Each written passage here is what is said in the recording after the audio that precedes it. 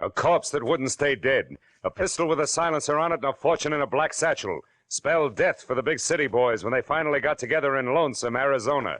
Population, 802. From the pen of Raymond Chandler, outstanding author of crime fiction, comes his most famous character as CBS presents The Adventures of Philip Marlowe.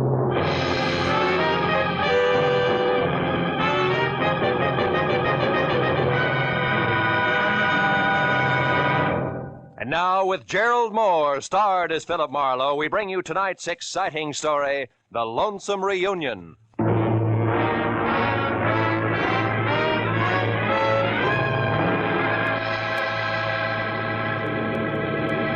At 8,000 feet on a clear afternoon, you can see enough Arizona real estate to become an authority on the subject. And as I huddled around a circle of window aboard an American Airlines flagship and gaped like a 2 weeks with pay vacationer at the carpet of sand, stone, and cactus unrolling a slow inch at a time below, I was impressed. Also, I was thinking about a job which was providing both the switch and scenery and 2 crisp $100 bills, less the cost of a round-trip ticket from L.A. to the capital city of Phoenix. But then, at the thought of money, I stopped sightseeing and started to think about the work ahead and how easy it had sounded that morning in my office. When Kay Gordon, who was something pretty and blonde, but slightly tarnished for 28, had hired me, all in one breath. Marlowe, my brother Joe Gordon is in a room at the Granada Court Hotel in Phoenix, Arizona. In one hand, he no doubt has his usual smelly cigar. In the other, a small suitcase filled with a mess of papers, all legal, all proper. You fly there, pick up the suitcase, fly back. For that, $200 cash. Yes or no? Yes, on one condition. The papers, do I get to see them? If I look, I go. All right, you look. Good, I go. Goodbye. That was the way it had started an hour after breakfast. Lunch was alone and at the airport. Then it would wait until I'd seen Mr. Joe Gordon, a man who was willing to pay a lot for a little. My plane dropped out of the sky over Phoenix gently at 3. At 3:15, I was in room 111 of the Granada Hotel and only 36 smelly inches away from the usual cigar. The man behind it was heavy, pale, and maybe 40. And like his sister, Joe Gordon was overbearing in a hurry. This, Marlowe, is the bag. These, the papers. Stocks, bonds, and mortgages. In themselves, worthless to anyone else. They're non-negotiable. But as information to my competitors, they're priceless. Satisfied? More or less? Meaning what? Exactly what is your line, Mr. Gordon? Oh, I'm a broker. One who bets on long shots. When they come in, I don't like to split with the boys who sit on their hands. Anything else? Yeah. I've got some time to kill before I fly back. Do I take the bag now or later? You take the bag now, Marlowe. Okay. And, don't let go of it until you're with my sister in L.A. I'm paying you money to stay away from my enemies, not to shop for trinkets. Oh. Oh, and, incidentally, my enemies also play rough. So watch your step and act smart. Real smart.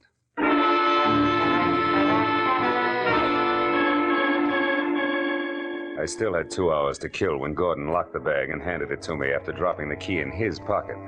So I decided to take a room there at the Granada Hotel, shave, shower, and stretch. The sleepy clerk in the lobby was not in a hurry, nor did he hear anything I said the first time. So when I finally got to my suite on the second floor, which had as much elbow room as the inside of a lifesaver, 30 of the idle minutes were already gone. I locked and bolted the door, checked all the windows carefully, and then peeled off my shirt, broke out my shave master, and reached for the knob on the bathroom door. But I never made it. Because as the door swung open, I caught a glimpse of a fist the size of a cantaloupe starting from my jaw. Oh! Now, stay right there, Buster. The first time I swing, the second time I shoot, and I do both good. Equal nice, huh? Everything all figured out ahead of time. Yeah, but it ain't very hard, Marlowe. Especially when the guy you're after shouts it all to a desk clerk. My error. Yeah, which leaves just the 3 of us. Real cozy like. 3? You, me, and 120 grand here in this bag. You're way off pace, brother. This bag's got papers in it, nothing more. They belong to a businessman. I said something? Yeah, sure. Very funny. Look, Buster, Joe Gordon's no more a businessman, and his real name is Joe Gordon. So after I leave, you go back to Sam Dietrich in room 111 and tell him that Marty Stopka says thanks. For what? For the $120,000 I've been waiting 2 long years for. And also tell him and Gigi Ganther, who might still be around, that Stopka had it all figured. Like you say, Marlowe, ahead of time. I don't follow you, bud. You're not supposed to. Just turn around, face the wall, and listen carefully. You tell Sam Dietrich that I knew he'd pull something like this just as soon as he got back into circulation. You got that? Yeah. Word for word, Stopka. Good. Now all you have to do is remember. When Marty Stopka said remember it, he put that cantaloupe with fingers in the small of my back and shoved hard. By the time I got to my feet again, both he and the black bag were gone. That made Joe Gordon or Sam Dietrich my best bet. So I took the stairs to the ground floor fast and raced for the end of the corridor in room 111. But when I threw the unlocked door open, I found something I hadn't counted on. A curtain flapping in the breeze of an open window and nothing more. The desk drawers, the closet, the bureau empty. And on an end table next to the telephone, a bus schedule unmarked. At that, I was beginning to get very mad at a private detective with public patsy named Philip Marlowe. Then the telephone rang, and when I answered it, the operator said that she had a long-distance call for Joe Gordon. I said thanks, I'd take it. Hello? Sam, this is Kay. Marlowe? Yeah, honey, Joe Marlowe is in Brother Gordon, remember? Oh, I can explain all that, Marlowe. Oh, sure, baby, but not now, later. Later, after you've had a chance to think up a few more lies. All right. So I didn't tell you the whole story. What's the difference? Did you get the bag? I did, but I didn't get to keep it very long. Something ugly named Stopka wanted either it or my life, so I made a quick decision. Stopka has the bag. Oh, that's great. Yeah, isn't it, though? What? One thing, baby. I'm the decoy with suitcase for some kind of shenanigan that's wrapped around 120 grand, which you and Sam Dietrich have. And there's a trio in the act. Namely, Sam Dietrich, Marty Stopka, and one Gigi Ganther. Gigi? Marlowe, have you seen Gigi? Have you, Marlowe? Maybe yes, maybe no. Now, why don't you come clean? Admit you're happy that Stopka got the suitcase from me while Sam beat it out of an open window. That my part of the job is over with. Come on, baby, talk. All right. I'll make it short and to the point. You got $200 for doing nothing. Out of that, 60-odd went for an airplane ticket. The rest is yours, right? Go on. There's no need to, Marlowe. I'm finished, and so are you. So why don't you just be a good fella and keep the change? So long, sucker. When Kay Gordon hung up, I slammed the phone down, counted 10 twice. I went back to the unhappy business of getting mad at Marlowe. But again, I was interrupted. This time, it was a newspaper, the Phoenix Herald, sticking far enough out of the wastebasket under the telephone to expose the dateline, which made it exactly a week old. I picked it up and saw the 2 inches of story circled in pencil and slugged. 5 released from state penitentiary. Sam Dietrich, 41 of Los Angeles, who was arrested in Lonesome, Arizona for the armed robbery of a general store in February 1947, also was released today. Now everything was beginning to add, with one high-priced exception. Very few general stores in towns called Lonesome keep $120,000 in the till, even on a busy day. So I headed for the office of the Phoenix Herald in the chance that I could learn something about the cash involved from newspapers that were 2 years better than 1 week old.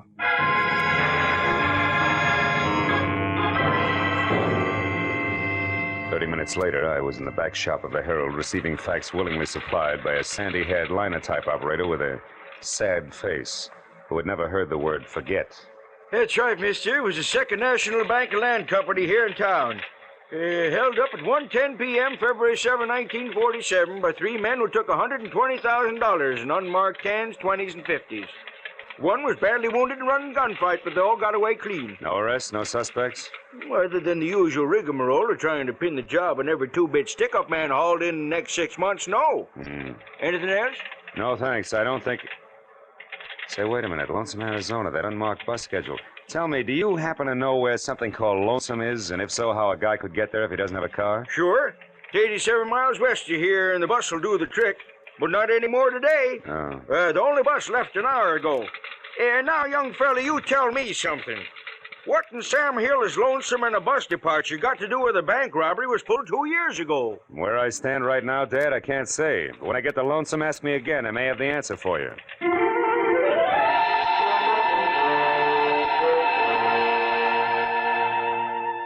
I was 30 minutes renting a car and an hour and 30 minutes getting to Lonesome. Population 802. I drove without seeing anything that could possibly be mistaken for Sam Dietrich.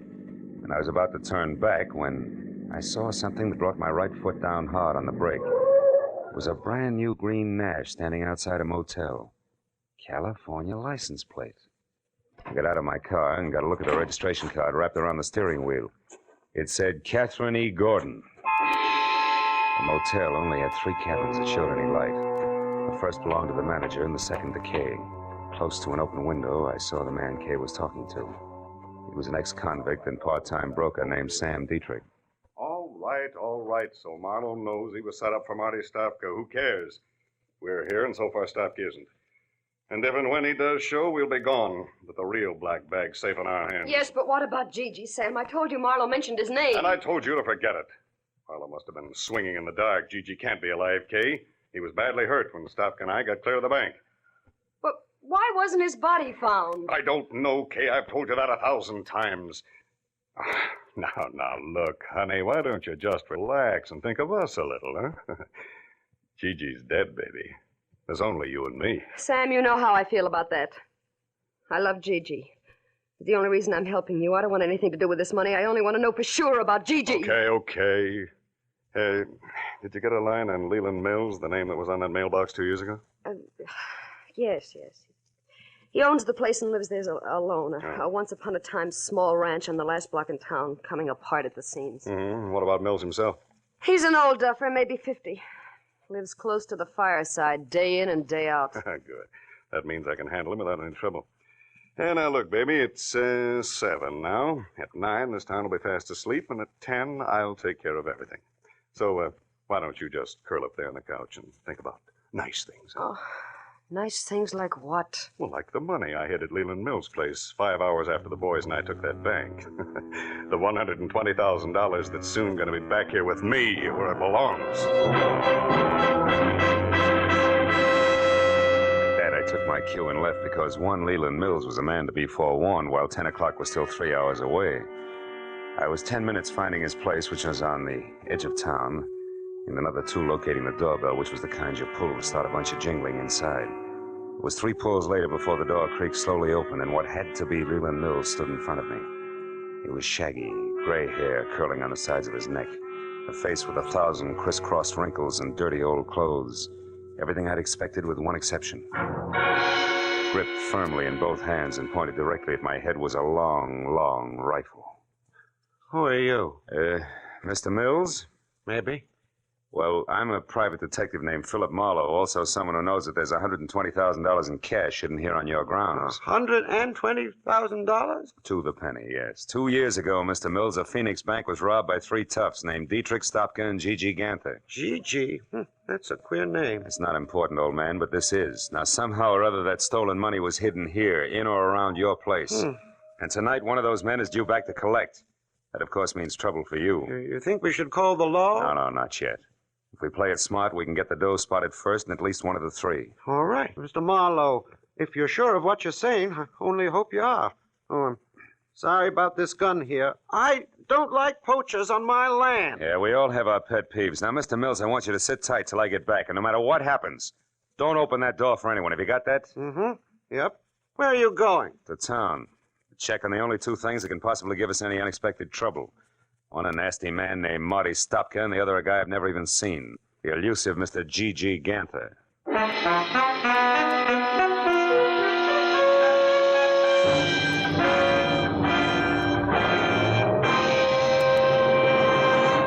In just a moment, we will return to the second act of the adventures of Philip Marlowe. But first, that elusive phantom voice will be back on CBS's great show, Sing It Again, tonight. And the prize for identifying him has now climbed to a value of $24,500. Yes, for music, suspense, and sensational prizes. Don't miss the Sing It Again show tonight over most of these same CBS stations. And now, with Gerald Moore starred, we return to the second act of Philip Marlowe and tonight's story, The Lonesome Reunion.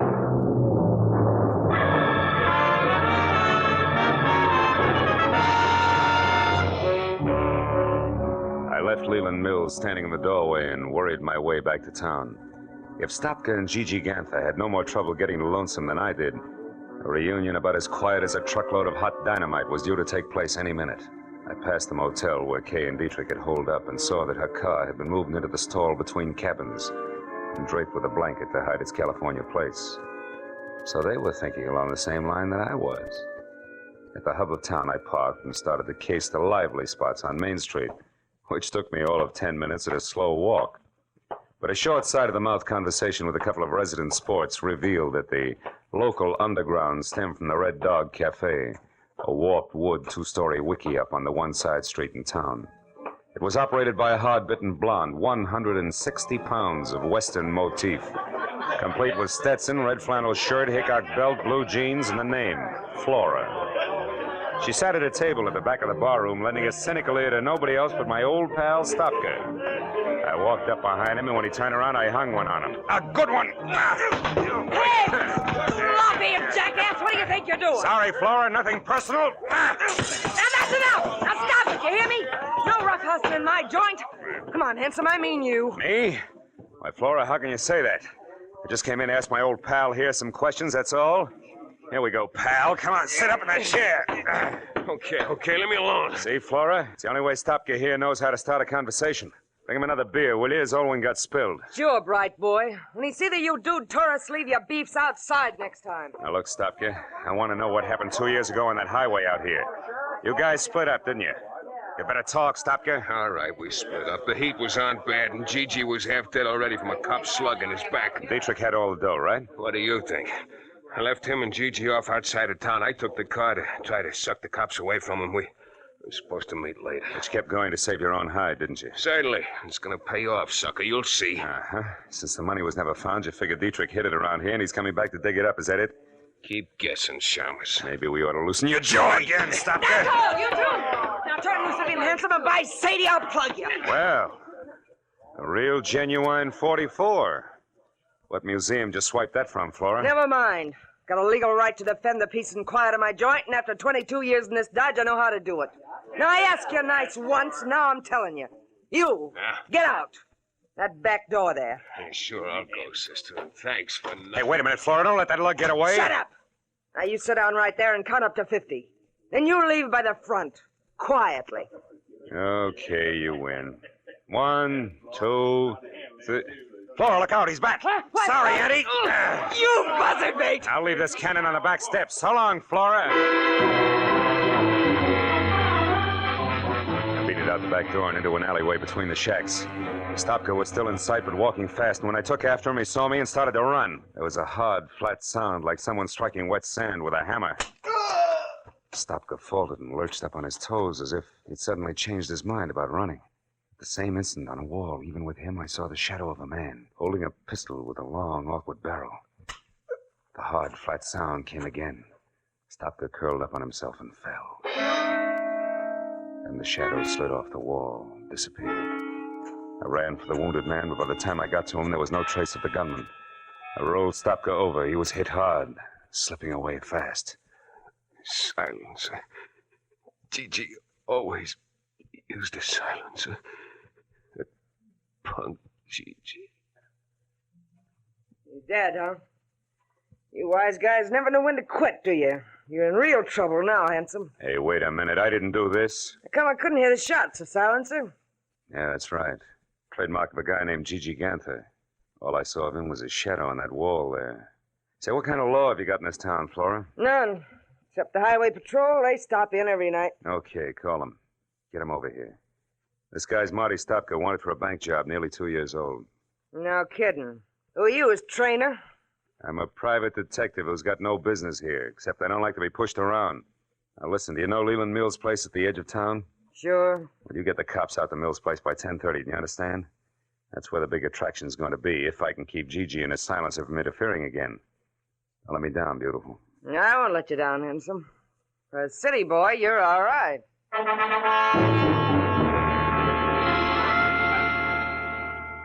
I stuck to a back road and drove with my lights out until I was a good, safe distance beyond Leland Mill's ranch. Then I hid the car in a dry gully and walked back. The house was dark and still, and I thought once of what might have happened to Mills if Gigi had gotten there ahead of me. I kept in the shadows and worked my way across the yard to the back door.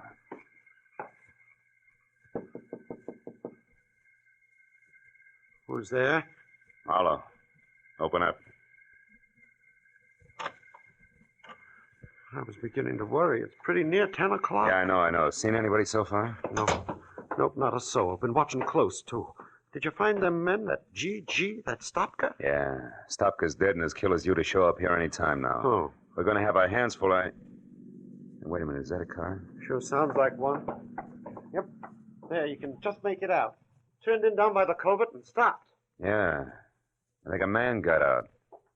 Yeah, there he goes, across the field there behind your shed. It's Dietrich. I'm going out now, Mills. You stay here. No, I'm going too. That fellow's heading right for my water tank. All right, he's heading for your water tank. Don't get excited. You'll tip our mitt. Now get this, Mills. You've got to stay here and watch for Gigi. He's bound to show up, and when he does, you better have that rifle of yours handy because he's a killer. You understand? Yep. Sure, I understand. Don't worry, Marlowe. I'll keep my eyes open. Don't you worry about a thing.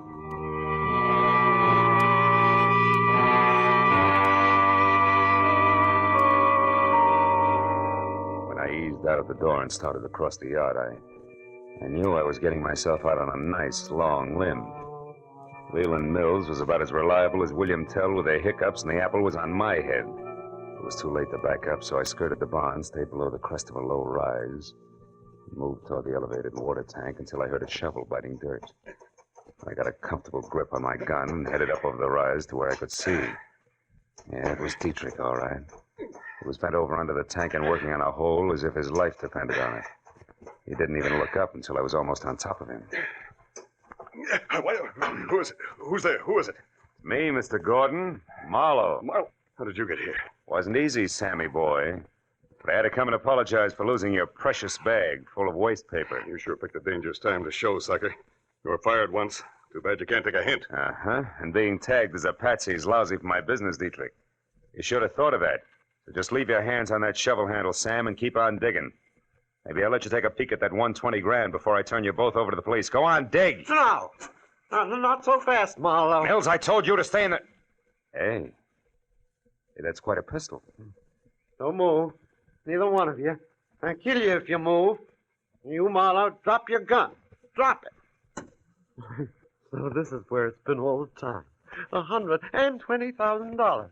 I've looked everywhere, every day, for 2 whole years, but I never thought of looking here under the water tank. You mean you knew where the money was all the time? You lie. I'm the only one that knew that. Oh, no. One night 2 years ago, I heard a noise in my barn. It was a man groaning. I looked in and I saw him. He was wounded. And I saw you when you come back from burying the money. I overheard the whole thing. You wouldn't tell them where you'd hidden it. You said you'd never tell anybody. But I was sure I could find it, and I looked everywhere except... Yeah, Mills, everywhere except here, under the water tank, where you buried Gigi's body after you killed him. And with his own gun at that. Oh, no, I didn't kill him. Dietrich here did. I only buried him so nobody would find out that him and Dietrich had stopped at my place. I almost went crazy looking for that money, but now I know where it is, and I'm going to have it. Oh, you fool. You don't think I'd come out here with nothing but a shovel, do you? A friend of mine is right behind you with a gun in her hand. Now, come on, drop yours, Rube. Come on, drop it. All right. Kay. That's an old trick, Dietrich. Let him have it. Shoot, Kay, shoot! Didn't work, did it? I knew I'd have to kill you sometime anyway if you ever came back, so... You fool, Mills. I suppose that makes me next. Yep, Mr. Marlowe, I think it does. Think again, Mr. Mills. Who's that? Kay! You were there all the time, and Dietrich wasn't bluffing. Oh, I love you, Kay, baby, and I'll take the gun now, Mills. Ah! Turn it loose. Come on, I'll break your arm. There. That's better. I'll look after this gun until the police get here. And look after this one, too, Marlowe. I haven't got the courage to use it anyway. I couldn't even shoot Sam Dietrich with it. He's the one I wanted to use it on. Why? Because of Gigi? Yeah, because he killed Gigi and lied to me. I promised to help Dietrich only because I figured all 3 of them would show up here, Sam, Stopka, and Gigi. That way I hoped I'd find him again. You were right, baby. All 3 of them did show up. Only this time they finished their job. For good. It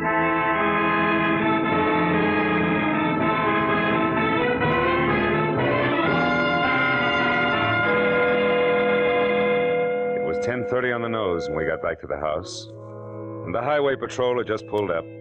So the question and answer period started, and by the time it was over, all the field work finished up. 4 hours plus had gone by. It took some fast conversation and a lot of promises to stay handy, but finally, Kay was left with me. After all, her only real mistake had been falling in love with the wrong kind of a guy. When the last patrol car drove away, the desert was suddenly very still. The stars were small and sharp in the clear sky. The air was cold. Maybe that was why Kay Gordon trembled. Marlowe, I'm sorry about all this. I got you into it, remember? Mm-hmm.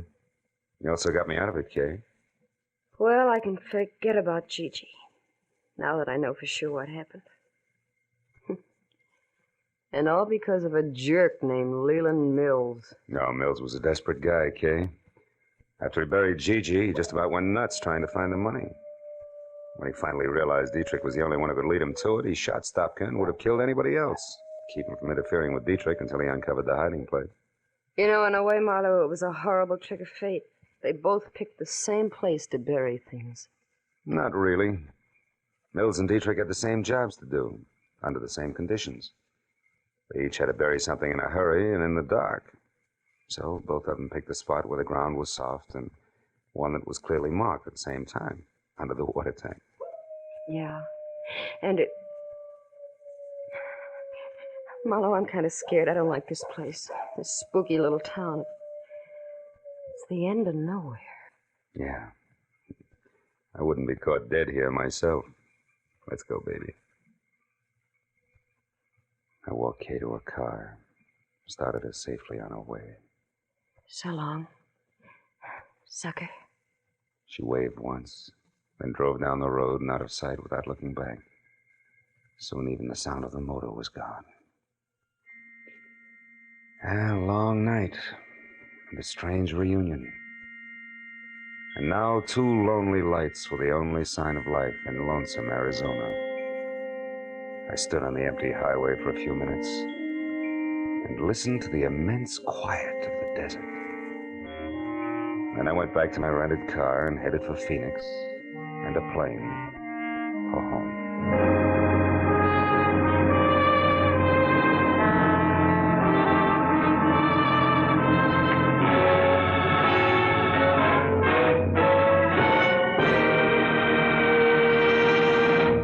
The Adventures of Philip Marlowe, created by Raymond Chandler, stars Gerald Moore, and is produced and directed by Norman MacDonald. Script is by Mel Donnelly, Robert Mitchell, and Gene Levitt. Featured in the cast were Joan Banks, Edgar Barrier, Virginia Gregg, Jeff Chandler, Bill Boucher, and Jack Crucian. The special music is by Richard Orant. Be sure and be with us again next week when Philip Marlowe says... It was a weird racket that mushroomed in a world of gaudy canvas, and the man with purple hair, the inquisitive midget, and the lady with strong hands each played a part.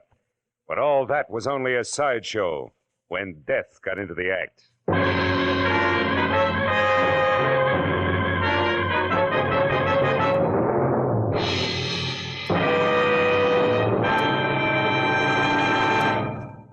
Across the nation, communities and the parents of Boy Scouts are observing Boy Scout Week, agreeing with the boys themselves that adventure, that's scouting. Now stay tuned for Gangbusters, which follows immediately over most of these same CBS network stations. This is Roy Rowan speaking for CBS, the Columbia Broadcasting System.